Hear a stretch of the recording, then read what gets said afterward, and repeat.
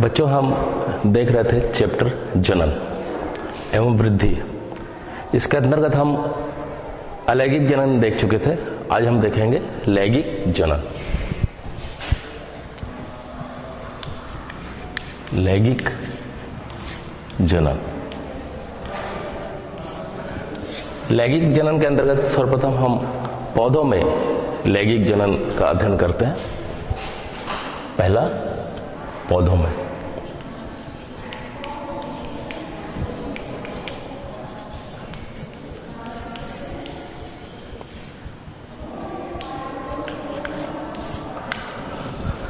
बच्चों, आप लोग सब पुष्प देख चुके हैं, फूल, जो कि पौधे का एक तरह से जनन अंग है। पौधे का जनन अंग पुष्प है। पुष्प से सब परिचित है। हम सभी आकर्षित होते हैं पुष्प से। साथ ही साथ जो मधुमक्खी है, भौरे हैं, ये सब भी आकर्षित होते हैं उनके चटक रंगों से।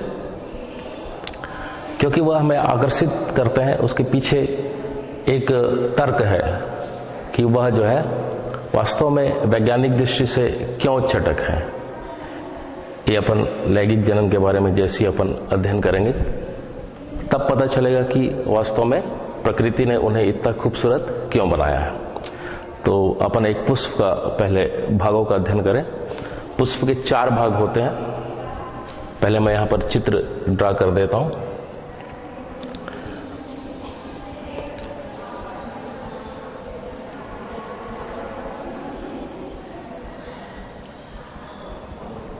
पुष्प जो है सबसे नीचे जो पुष्प वृंत होता है उस पे पुष्पासन पे यह लगा होता है, ये कहलाता है पुष्पासन।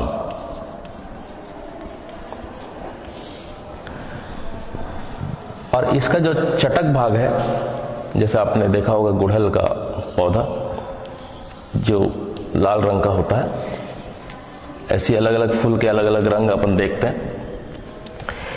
जो रंगीन भाग होता है पुष्प का वो कहलाता है दल। क्या कहलाता है? दल पुंज। ये कहलाता है दल। तो पुष्प का पहला भाग क्या होगा? दल। दूसरा भाग इसका पुष्प का है, नीचे हरा एक भाग होता है जो पत्ती सदृश नजर आता है हमें। ये होता है दूसरा भाग, वो है बाह्य दल। बाह्य दल। इसके बाद आप देखे होंगे कि पौधे में कुछ इस तरह की रचना होती है।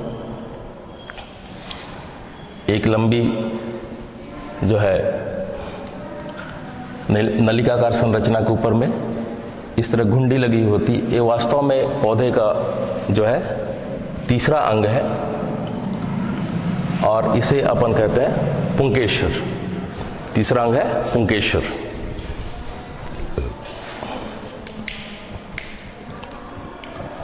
और चौथा अंग बीचों बीच अपन देख रहे हैं, पौधे का चौथा अंग वो कहलाता है जायांग।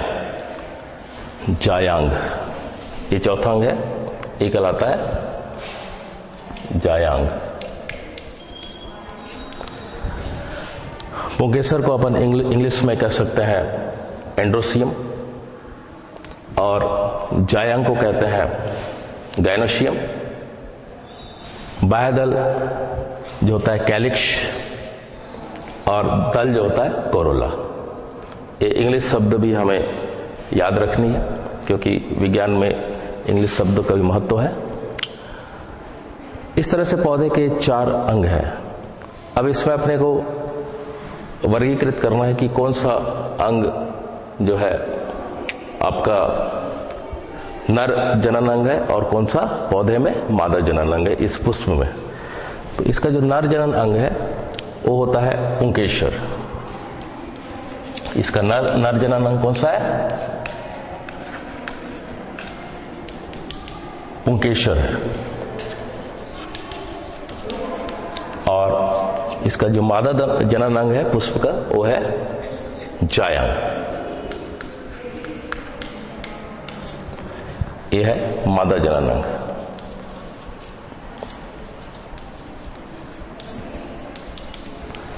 इस तरह से एक ही पुष्प में आप देख रहे हैं कि आप देख रहे हैं नर एवं मादा दोनों जनन अंग एक ही पुष्प में हमें दिखाई दे रहा है। तो इस तरह से सबसे पहले अपन देखें कि इसका जो नर जनन अंग है, नर जनन भाग है, वो पुंकेसर है। उसकी रचना किस प्रकार होती है? पुंकेसर।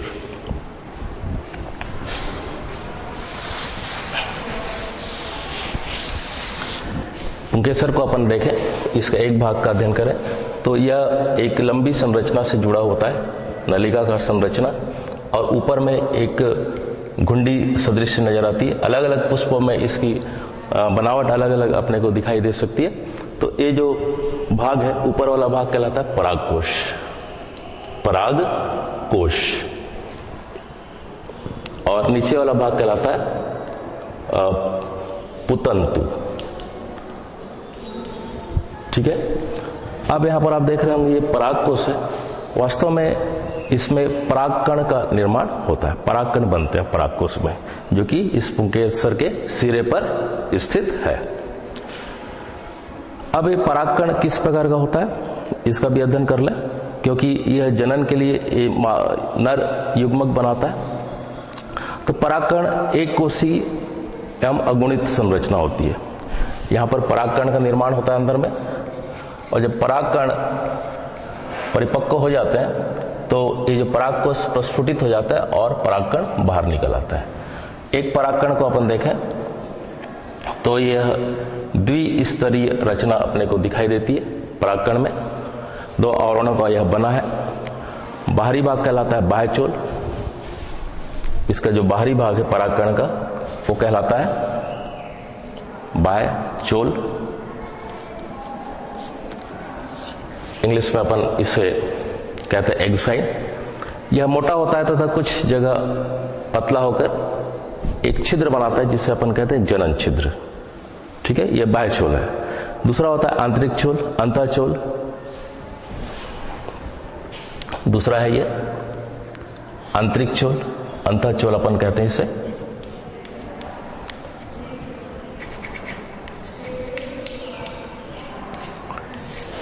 यह जो है परागण के समय पराग नलिका का निर्माण करता है। अब ये पराग नलिका क्या होती है, अपन जब निषेचन की प्रक्रिया देखेंगे तब अपने को समझ में आएगा कि यह इसका परागकण का कितना महत्व है निषेचन में पौधे के। दूसरा है अंग है इसका मादा जनन अंग, जिसे अपन कहते हैं जायांग।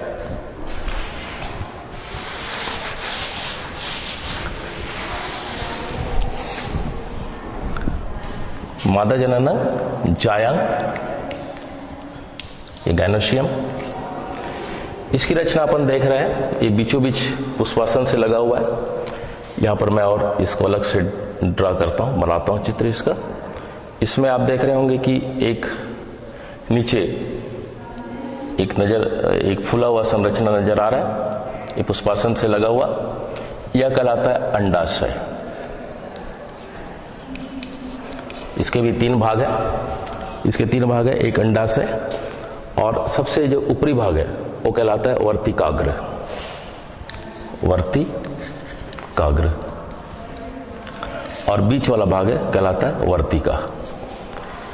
इस तरह से ये मादा जनन अंग है जायांग। तो एक ही पुष्प में हमने देखा कि बहुत सारे पुष्प अपने को देखने को मिलते हैं। दोनों अंग एक ही साथ होते हैं, नर जनन अंग एवं मादा जनन अंग, ये एक साथ होते हैं। अब इसमें सर्वप्रथम देखें कि इसमें किस तरह से इसमें निषेचन की प्रक्रिया होगी, फर्टिलाइजेशन होगा। ठीक है, तो इसमें आप देखे होंगे कि पौधे क्यों, आज अब ये बात सामने आ रही है कि पौधे में ये जो अंग है पुष्प वाला भाग, वो क्यों हमें चटकीला रंग बिरंगी और आकर्षित करने वाला होता है। यहाँ अब बात समझ में आई कि इसमें एक प्रक्रिया होती है जिसे कहते हैं अपन परागण, और परागण की प्रक्रिया ही वास्तव में निषेचन की प्रक्रिया है। अब परागण की प्रक्रिया कैसे होगी आप देख रहे हैं, मैंने बताया कि ये परागकण जब बनते हैं परागकोश में, यह प्रस्फुटित होने से इसका बाह्यचोल ये वायु में बिखर जाते हैं और यहाँ पर आच्छादित रहते हैं। आपने देखा होगा कि किस प्रकार से जो है आप बगीचे में घूम रहे हैं, पौधों का अवलोकन कर रहे हैं, तो आप देख रहे हैं कि उसमें वास्तव में फूलों में किस चीज को मंडराते हुए देखते हैं? तितली, भौरे इत्यादि फूलों में मंडरा रहे हैं। तो वो क्यों मंडरा रहे हैं? उन्हें चाहिए फूलों से मकरंद। लेकिन इससे हो क्या रहा है कि उनके जो मधुमक्खी है, मधुमक्खी के पैरों में जो बाल होते हैं उसमें एक परागकण चिपक जाते हैं, और परागकण चिपक जाते हैं तो यही परागकण जो है वास्तव में किसी और पुष्प के या स्वयं के पुष्प में जाकर ये परागकण झड़ जाते हैं। तो ये प्रक्रिया होती है परागण की, और यह परागण के पश्चात ही निषेचन की प्रक्रिया होगी। तो परागण भी अपन देखें कि यह जो है परागकोश से परागकणों का वर्तिका तक पहुंचने की घटना जो है वो कहलाती है परागण। परागण दो प्रकार का होता है, एक होता है स्वपरागण और दूसरा पर परागण। तो अपन देखें कि स्वपरागण क्या है। परागण दो प्रकार का हो रहा है, एक है स्वपरागण और एक है पर परागण।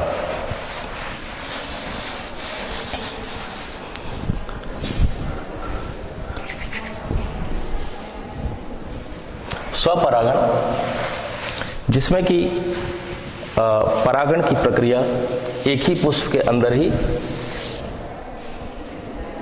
पूरी होती है, वो कहलाता है स्वपरागण। परागण देख रहे हैं अपन, यह दो तरह का होता है, स्वपरागण और दूसरा परपरागण। स्वपरागण स्वयं पुष्प में होता है, स्वयं के पुष्प में एक ही पुष्प के अंदर यह होता है।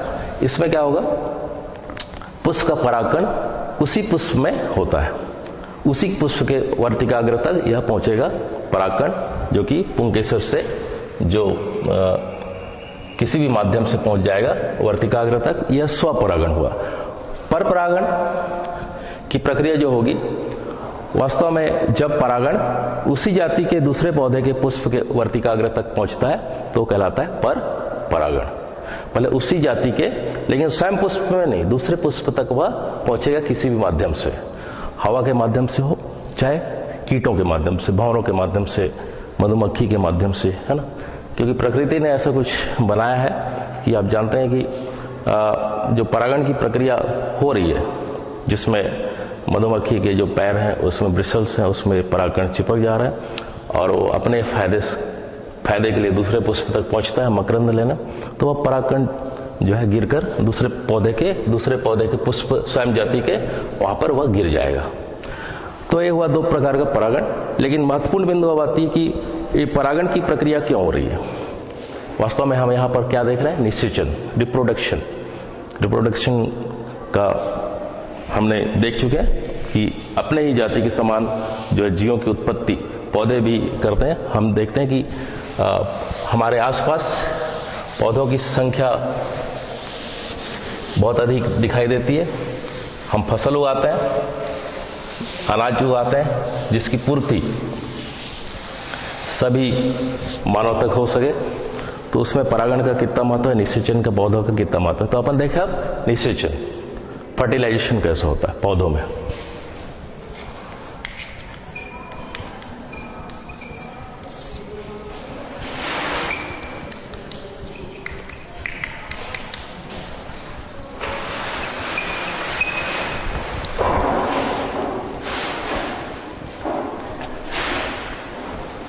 फर्टिलाइजेशन, निषेचन, परागण के पश्चात परागकण वर्तिकाग्र तक पहुंचते हैं, जहां उनका अंकुरण होता है और परागकण से परागनलिका निकलती है और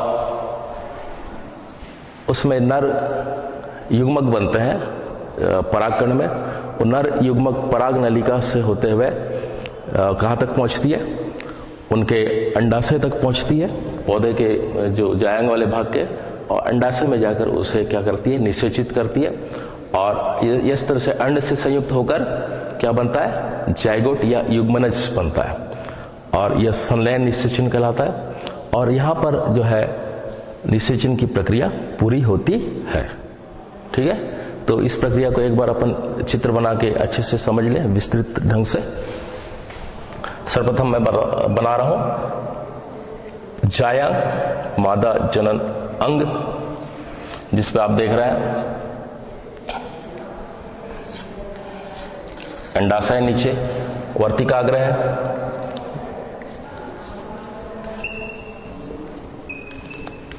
अब स्वयं परागण हो या फिर पर परागण, इस पे पराग के कण किसी माध्यम से पहुंच जाते हैं कहां तक, वर्तिकाग्र तक। और वहां पर मैंने बताया था कि दो तरह के आवरण होते हैं परागकण में, एक होता है बाह्यचोल और एक होता है अंतःचोल। और अंतःचोल है वो है निषेचन के लिए क्या बनाता है, पराग नलिका बनाता है। यह पराग नलिका धीरे धीरे बढ़ती चली जाती है किधर, अंदर की ओर, और वह जाकर जो है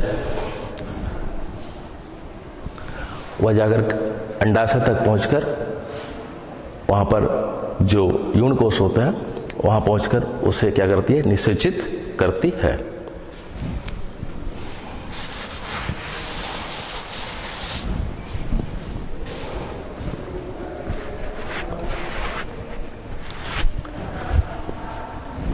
यहां मैं थोड़ा स्पष्ट चित्र बना दूं ताकि आपको समझ में आ जाए कि किस तरह से पराग नलिका पहुंच रही है जायंग के अंडाशय तक।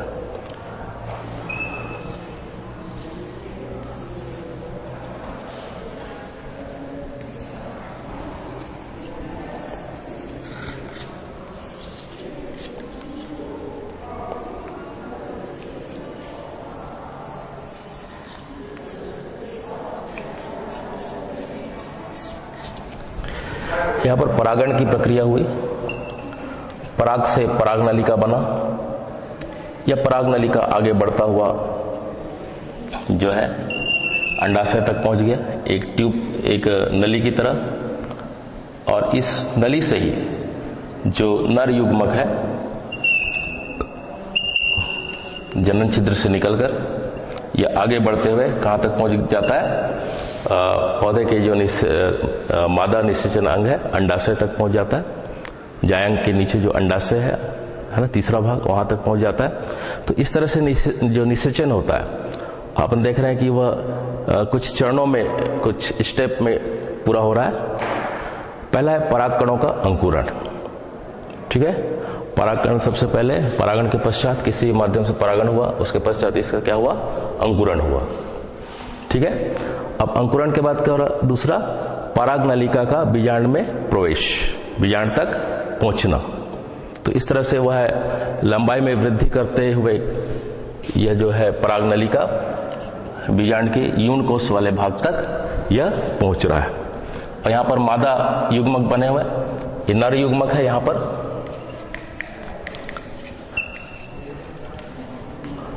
अंडाशय में होगा मादा युग्मक। अब इन दोनों का क्या होगा, यहां पर मिलन होगा। जो तीसरी प्रक्रिया है युग्मकों का संलयन, ठीक है। अब युग्मक, नर युग्मक जो है अंड कोशिका से मिलकर वहां तक पहुंचेगी और अंड कोशिका से उसका क्या होगा, मिलन होगा। और इस तरह से दोनों मिलकर किसका निर्माण करेंगे, युग्मनज का निर्माण करेंगे। यहां पर जब मिलेंगे आपस में तो यहां किसका निर्माण हो जाएगा, युग्मनज, जाइगोट कहते हैं अपन इंग्लिश में इसे, जाइगोट का ये निर्माण कर लेते हैं। तो इस तरह से ये जो है पौधे में निषेचन की प्रक्रिया पूरी होती है, ठीक है। जिसमें कि नर जनन अंग एवं मादा जनन अंग जो है भाग लेते हैं। और एक जब दोनों के युग्मक मिलते हैं तो जाइगोट बनता है। और यह जो जाइगोट है ये जो है बीज, जो बीज बनाता है। आप देखे होंगे कि अंडाशय में यहाँ पर बीज बनता है। कोई भी पौधा देखेंगे अंडाशय वाला भाग में बीज का निर्माण होता है ना। आप देखे होंगे जैसे सेम का है, सेम का पौधा देखे हैं तो उसमें हमें बहुत सारे बीज नजर आते हैं। ये अंडाशय ही है ना, ओवरी कहलाता है, ये ओवरी है, अंदर ये बीज निर्माण हुआ है, बीजांड से ये बीज का निर्माण हुआ है, ठीक है। हर पौधे में जो है फल का निर्माण जो होता है इसी अंडाशय का भाग फल का निर्माण करता है। उसके अंदर इसी प्रक्रिया के द्वारा निषेचन के पश्चात बीज बनते हैं। और यही बीज जो है आप जानते हैं कि अनुकूल परिस्थिति हमें उग जाते हैं और नए पौधे का निर्माण कर लेते हैं। तो इस तरह से ये जो पूरी प्रक्रिया है वह कहलाती है पौधों में लैंगिक जनन की प्रक्रिया।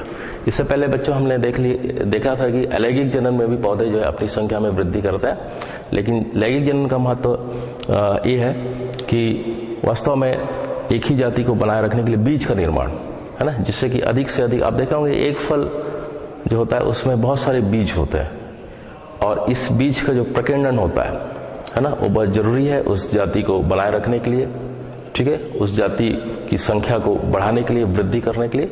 तो प्रजनन ही एक शब्द है, रिप्रोडक्शन, कि हम जो है जातियों को बचाए रखने के लिए, उसकी संख्या बढ़ाने के लिए ये प्रकृति प्रदत्त जो है एक घटना है। ठीक है बच्चों, ड्रा कर लिए चित्र।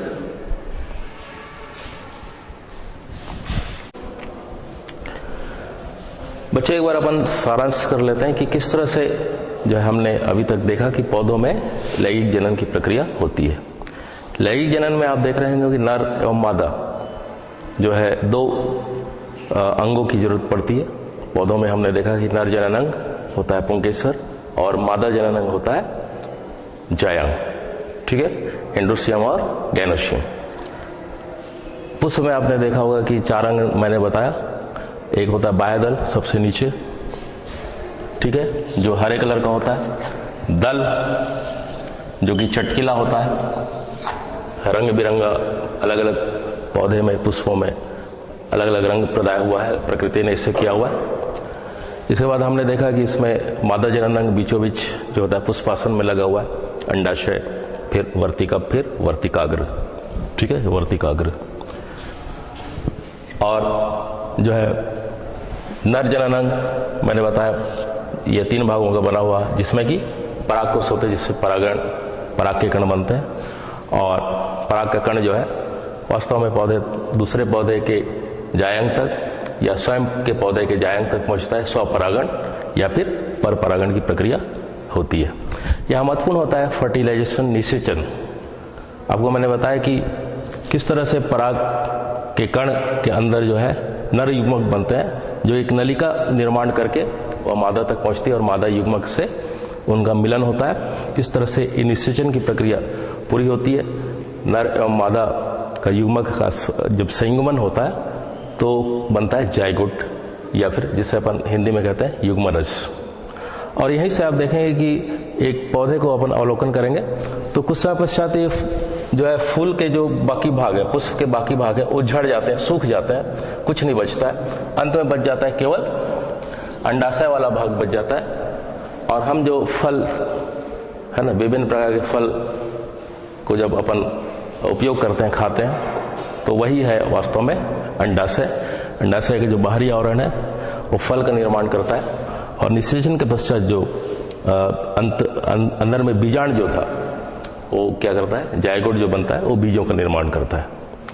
तो प्रकृति ने ऐसा बनाया है कि हम फल का उपयोग करते हैं और बीजों का प्रकीर्णन करते हैं। फल यदि पौधे पे लगा हुआ यदि वो सड़ जाता है तो गिर जाता है, तो उसके बीज जो है फैल जाते हैं और हवा के माध्यम से, अलग अलग माध्यम से, अब देखा होंगे बहुत सारे बीज हैं, जैसे कि साल के वृक्ष का एक बीज देखेंगे तो उसका जो प्रकीर्णन हवा के माध्यम से एक ऐसा एक पंखा की भांति हुआ घूमता हुआ दूर तक उसका प्रकीर्णन होता है। तो प्रकृति ने ऐसा बनाया है कि पौधों में जो बीज का निर्माण है वो बीज दूर दूर तक फैले और पौधे का जो है प्रसार दूर दूर तक हो, साथ ही साथ जो है पौधे की संख्या इस प्रकृति में बचा रहे, उनकी प्रजाति बचा रहे। इसलिए प्रकृति ने बनाया है कि हर एक पौधा क्या कर सकता है, हर एक जीव क्या कर सकता है, प्रजनन करता है और अपनी ही जाति के समान जीवों की उत्पत्ति करता है। जिसमें कि महत्वपूर्ण बात होती है कि जो आनुवंशिक लक्षण जो है गमन होता है माता पिता से लेकर आगे आने वाली पीढ़ी तक। तो बच्चों ये था पौधों में लैंगिक जनन।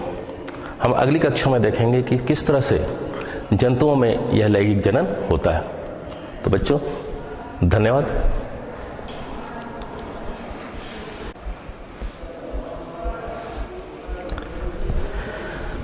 बच्चों, निषेचन जो फर्टिलाइजेशन है, इसमें स्पेलिंग आप थोड़ा सा करेक्ट कर लीजिए, यहाँ आप जेड लिख लीजिए।